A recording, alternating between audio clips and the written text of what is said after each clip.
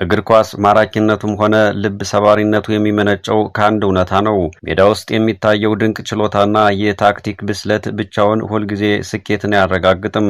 ብዙ ጊዜ የድልና የሽንፈትን መለያ መስመር የምታሰምረው በሰው ቁጥጥር ስር የማትወድቀው ቀጭን የዕድል መስመር ናት። ይህንን እውነት ደግሞ የአውሮፓ ሻምፒዮንስ ሊግ መድረክ ላይ አርሰናል ለ120 ደቂቃዎች ተፋልሞ መጨረሻም አሳዛኝ በሆነው የፔናልቲ ምት ዕድለ ቢስነት ዋንጫውን ካጣበት አሳዛኝ ምሽት በላይ በጉልህ የሚያሳይ ክስተት የለም። እግር ኳስ ፍጹም ፍትሃዊ ስፖርት አይደለም። ምክንያቱም ታሪክ የሚያስታውሰው ውጤቱን እንጂ በሜዳ ላይ የሚፈሰውን ላብ ባለመሆኑ። መድፈኞቹ በዚያ ጥፍር በሚያስነክስ የ120 ደቂቃ ፊልሚያ ውስጥ የነበራቸው ፍጹም ቁርጠኝነት፣ የቡድን አንድነትና የመከላከል ጥግ የሚደነቅ ነበርም። ተጫዋቾቹ እስከ መጨረሻው የትንፋሽ ጠብታ ድረስ ተከላክለዋል። ሜዳ ላይ ወድቀዋል፣ ተነስተዋል። ሆኖም ግን እግር ኳስ አንዳንድ ጊዜ ጨካኝ ድራማ ናት። የዳኛው የመጨረሻ ፊሽካ ተነፍቶ ጨዋታው ወደ መለያ ምት ሲያመራ የታክቲክ ሰሌዳዎችና የችሎታ የበላይነቶች ዋጋ ያጣሉ። የእግር ኳስ ተንታኞች እንደሚስማሙበት የፔናልቲ መለያ ምት የቴክኒክ ብቃት መለኪያ ሳይሆን የሎተሪ ያህል በዕድልና በስነ ልቦና ጫና የሚወሰን ቁማር ነው። በመደበኛው የጨዋታ ክፍለ ጊዜ ስትራቴጂና የቡድን ስብስብ ይሰራሉ። በፔናልቲ ወቅት ግን ሁሉም ነገር ወደ ዕድልና ወደ አእምሮ ጥንካሬ ይቀየራል ይላሉ ተንታኞች። የግብ ጠባቂው ወደ ግራ ወይም ወደ ቀኝ የመዝለል ውሳኔ ኳሷ የግብ ብረትን ነክታ ወደ ውስጥ የመግባት ወይም ወደ ውጭ የመውጣት አጋጣሚ በሰከንዶች ስብርባሪ ውስጥ የሚወሰኑ የዕድል አጋጣሚዎች ናቸው። ችሎታ ኳስን መረብ ላይ ለማሳረፍ ይረዳል። ዕድል ግን ያች ኳስ እንዳትመክን ዋስትና ትሰጣለች። አርሰናል በችሎታው ለዋንጫ ቢበቃም በዚያች የዕድል ፈተና ግን ጀርባውን ተሰጥቷል። ያ ምሽት ለክለቡና ለደጋፊዎቹ እጅግ አሳዛኝና ልብ ሰባሪ ነበርም። በደጋፊው ፊት ላይ ይንጸባረቅ የነበረው የተስፋ ብርሃን በአንድ አፍታ በሐዘን ጨለማና በእንባ ተተክቷል። 120 ደቂቃ ሙሉ ክለባቸውን በደስታና በጩኸት ሲደግፉ የነበሩ የስታዲየሙ ድምጾች በመጨረሻው የፔናልቲ መክሸፍ ወደ መቃብር ስፍራ ዝምታ ተቀይሯል። ተጫዋቾቹ በሜዳው ሳር ላይ በመዘረር ጭምር በሐዘን ሲንቀጠቀጡ በላባቸው ላይ የፈሰሰው እንባቸው የሽንፈቱን መራራነት ያሳያል። ያን ያህል ርቀት ተጉዞ ያን ሁሉ መሰናክል አልፎ በፔናልቲ ምት ምክንያት ዋንጫውን ማጣት የሚፈጥረው ቁስል በቀላሉ የሚሽር አይሆንም። ይህ ክስተት እግር ኳስ የህይወት ትልቅ ማሳያ መሆኑን ያስመሰክራል። ህይወትም እንደዚሁ ናት። ሁሉንም ነገር በትክክል ብታደርግም ሙሉ አቅምህና ችሎታህን ብትጠቀምም የመጨረሻውን ስኬት ለመጨበጥ ግን ጥቂት የዕድል ጠብታ ታስፈልጋለች። አርሰናል በችሎታውና በክብር ተጫውቷል። ነገር ግን የእግር ኳስ አማልክት በዚያሽ ምሽት ለዕድል የተለየ ቦታ ሰጥተው ነበር። መድፈኞቹ ዋንጫውን ቢያጡም ያሳዩት ጀግንነት ግን ሁልጊዜም በደጋፊዎቻቸው ልብ ውስጥ በኩራት የሚኖር ነው። በአርሰናል የኋላ ክፍል እንደ ብረት ጠንካራና የማይበገር ተራራ ሆኖ የቆመው ጋብርኤል ማጋሌሽ በዚያች ጨካኝ ምሽት ላይ ሲያለቅስ ማየት የሺዎችን ልብ የሰበረ እጅግ አሳዛኝ ትዕይንት ነበር።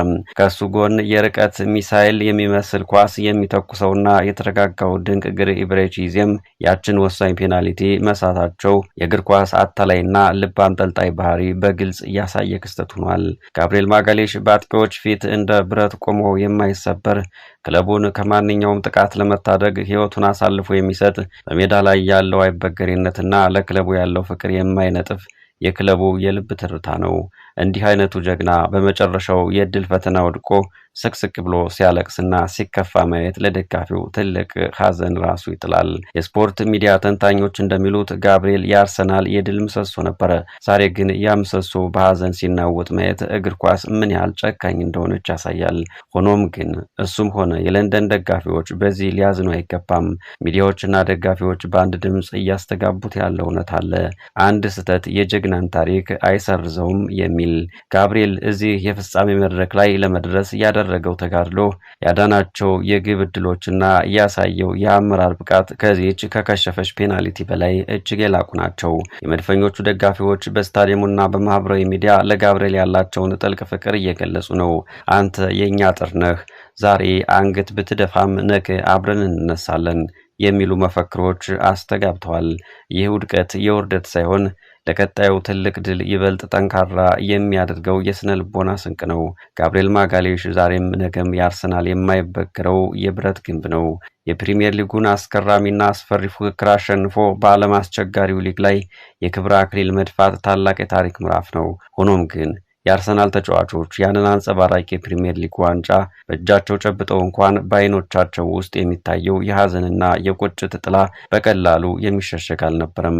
የአገር ውስጥ ንጉሥ ቢሆኑም በአውሮፓ ሻምፒዮንስ ሊግ መድረክ የደረሰባቸው ያ ልብ ሰባሪ ሽንፈት አሁንም እንደ ትልቅ ቁስል እየገረፋቸው ይገኛል። 120 ደቂቃ ሙሉ ተዋግተው በመጨረሻም በፔናልቲ ጣፋንታ ዋንጫውን ማጣታቸው የፈጠረው ስብራት በሊጉ ድል ሙሉ በሙሉ ሊጠገን አልቻለም። የደስታቸው መጋረጃ ጀርባ የለቅሶና የቁጭት ድምፅ ይሰማል። ነገር ግን እግር ኳስም ሆነ ሕይወት በአንድ ምሽት ውድቀት አያበቁም። ዛሬ በሐዘን የተከዘው ፊት ነገ አዲስ ታሪክ ለመጻፍ የሚነሳበት ብርታት አለው። ታዋቂው አባባል እንደሚያሳየው ሌሊቱ የቱንም ያህል ቢጨልምም ማለዳው መምጣቱ አይቀሬ ነው። ይህ በአውሮፓ መድረክ የደረሰው መራር ሽንፈት የጉዟቸው ማክተሚያ ሳይሆን ይበልጥ የሚያጠነክራቸውና ወደ ላቀ ከፍታ የሚያወጣቸው የስነ ልቦና እሳት ነው። ይህ ወጣትና ተሰጥኦ የተሞላበት ስብስብ ባለፉት ዓመታት ያሳየው የእድገት ጉዞ ቀጣዩ ዓመት የትልቅ ተስፋ ዘመን እንደሚሆን ማረጋገጫ ይሆናል። ቡድኑ ከዓመት ዓመት እየበሰለ ስህተቶችን እያረመና የሻምፒዮናነት ባህሪውን እያዳበረ መጥቷል። ዘንድሮ የፕሪሚየር ሊጉን ዋንጫ ማንሳታቸው በውስጣቸው ያለውን የአሸናፊነት መንፈስ ይበልጥ ያፋፍመዋል። የአርሰናል ደጋፊዎችና ተንታኞች በአንድ ድምፅ የሚያምኑት እውነት አለ። ይህ የሂደት አካል ነው። ታላላቅ የአውሮፓ ክለቦች የሻምፒዮንስ ሊግን ክብር ከመቀዳጀታቸው በፊት እንዲህ ያሉ መራራ ምሽቶችን አሳልፈዋል።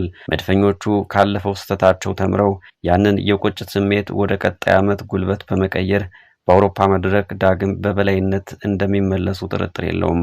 ዛሬ ማልቀስና ማዘን ይቻላል። ነገር ግን ተስፋ መቁረጥ ፍጹም አይገባም። ነገ አዲስ ቀን ነው። ቀጣዩ ዓመት ደግሞ አርሰናል የአውሮፓን አህጉር በክብር የሚያንበረክክበትና የናፈቀውን የሻምፒዮንስ ሊግ ዋንጫ ወደ ሰሜን ለንደን ይዞ የሚመጣበት ወርቃማ ዕድል ይኖረዋል። በአርሰናልና በሻምፒዮንስ ሊጉ ፍጻሜ ጨዋታ ላይ የነበረው የዳኝነት ውሳኔ በአሁኑ ወቅት በዓለም አቀፍ ስፖርት ሚዲያዎችና በተንታኞች ዘንድ ትልቅ አጀንዳ ሆኗል። በርካታ ታዋቂ ሚዲያዎች ዳኛው በጨዋታው ላይ የነበራቸውን ብቃት በጥብቅ እየተቹት ይገኛሉ። በስፖርቱ ዓለም ታዋቂው ስካይ ስፖርትስ እንደዘገበው ዳኛው በጨዋታው መደበኛ ክፍለ ጊዜ ውስጥ ለአርሰናል ሊሰጡ የሚገቡ ግልጽ የሆኑ ጥፋቶችን ፍጹም ንቀው ማለፋቸው የጨዋታውን ሚዛን አሳይቷል። በተለይም በኖኒ ማዱኬ ላይ የተሰራውን ከባድ ጥፋት የቪዲዮ ረዳት ዳኛው ሳያይ ማለፉ ስህተት እንደነበር ጠቅሷል። በሌላ በኩል የቀድሞው የታዋቂው ቢቢሲ ስፖርት ተንታኞች በሰጡት አስተያየት ዳኛው ጨዋታውን የመቆጣጠር ብቃት አልነበራቸውም። ለአርሰናል ተጫዋቾች የሰጧቸው አላስፈላጊ ቢጫ ካርዶች የቡድኑን የመከላከል አካሄድ ጎርቶታል በማለት የዳኛውን አድሏዊ አዝማሚያ ነቅሷል። ዘአትሌቲክ በበኩሉ ባወጣው ዝርዝር ዘገባ የዳኛው ውሳኔዎች የተጫዋቾቹን ስነ ልቦና በእጅጉ እንደጎዳና ጨዋታው ወደ ፔናልቲ እንዲያመራ ትልቅ ተጽዕኖ ማሳደሩን ገልጿል። በአጠቃላይ ሚዲያዎችና ተንታኞች ዳኛው ፍጹም ፍትሐዊ እንዳልነበሩና የአርሰናልን የድል ዕድል እንደቀጠፉ በአንድ ድምፅ እየገለጹ ናቸው። የሆነ ሆኖ በአውሮፓ ሻምፒዮንስ ሊግ የፍጻሜ መድረክ ላይ ዋንጫውን ያነሳው ፒኤስጂ ቢሆንም በመላው ዓለም የስፖርት ቤተሰብ ዘንድ አሁንም ዋነኛ መነጋገሪያ ሆኖ የቀጠለው ግን አሳዛኙ ተሸናፊ አርሰናል ነው። ይህ እንግዳ ክስተት የተከሰተበትና ዓለምን ጉድ ያሰኘበት ምክንያት በዋናነት በሶስት ታላላቅ ምክንያቶች ሊሆን ይችላል። የመጀመሪያውና ዋናው ምክንያት የጨዋታው ታሪክና የጀግንነት ተጋድሎ ነው። በሜዳው ላይ ያሳየው ድንቅ የታክቲክ ብስለትና የነበረው የአሸናፊነት መንፈስ የብዙዎችን ልብ መማረክ ችሎ ነበር። በመሆኑም ዓለም ያየው ዋንጫ ያነሳውን ቡድን ሳይሆን በችሎታውና በፈሰሰው ላብ ዋንጫው የሚገባውን አሳዛኙን ጀግና ነው። ሁለተኛው ምክንያት ደግሞ የዳኝነት ውሳኔዎች የፈጠሩት ቁጭት ሆኗል።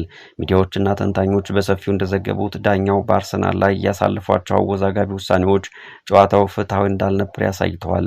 ይህም በመላው ዓለም የሚገኙ የእግር ኳስ ወዳጆችን የአርሰናል ደጋፊ ያልሆኑትን ጭምር የፍትህ ያለህ እንዲሉና ለክለቡ ጥልቅ አጋርነትና ዘኔታ እንዲያሳዩ አድርጓቸዋል። ውይይቱ ማን አሸነፈ ከሚለው ይልቅ አርሰናል እንዴት ተበደለ በሚለው ላይ እንዲያተኩር አድርጎታል። በመጨረሻም የፔናልቲ መለያ ምት ጭካኔና ድራማዊነት ነው። የጋብሪኤል ማጋሬሽና የቬሬቺዝ ያሉ ቁልፍ ተጫዋቾች ፔናልቲ መሳት፣ እንደዚሁም ከሽንፈቱ በኋላ ያሳዩት ልብ የሚሰብር የለቅሶ ትዕይንት በማህበራዊ ሚዲያ ላይ ከፍተኛ መነጋገሪያ ሆኗል። በአጭሩ ፒኤስጂ የወርቅ ሜዳሊያውን ቢወስድም አርሰናል ግን በጀግንነቱ በተበደለው ፍትህና ባሳየው እውነተኛ ስሜት የዓለምን ሕዝብ ልብ መግዛት በመቻሉ የዓለም ቁጥር አንድ የመነጋገሪያ አጀንዳ ሆኗል። የአርሰናል ደጋፊዎች ሆይ በዚያች የሻምፒዮንስ ሊግ ፍጻሜ ምሽት የደረሰው ስብራት የሚካድ አይደለም። ነገር ግን በትልቁ ስዕል ላይ ሚካኤል አርቴታ እየሰራው ያለውን ታላቅ ታምር መዘንጋት አያስፈልግም። አርቴታ ወደ ሰሜን ለንደን ሲመጣ ክለቡ የት እንደነበረና ዛሬ የት ላይ እንደደረሰ ማስታወስ ብቻ ይበቃል። አርበኞቹን ከነበሩበት የውድቀት ማጥ ውስጥ አውጥቶ በመላው አውሮፓ የሚፈሩና የሚከበሩ የፕሪሚየር ሊግ ሻምፒዮን መሆን የቻሉ ባለ ግርማ ሞገስ ቡድን አድርጎ ቀርጿቸዋል። ይህ የሻምፒዮንስ ሊግ ውድቀት የጉዞ ማክተሚያ ሳይሆን አርቴታ ለገነባው ወጣትና ብርቱ ስብስብ ትልቅ የስነ ልቦና ማገዱ ነው። ታላላቅ ስኬቶች የሚወለዱት ከእንደዚህ ያሉ መራራ ውድቀቶች በኋላ ነው። ነገ ሌላ አዲስ ቀን፣ አዲስ ተስፋ ነው። አርቴታ ቡድኑን ወደ ፍጹምነት ለማድረስ የሚተጋ ለአፍታም ቢሆን እጁን የማይሰጥ መሪ ነው።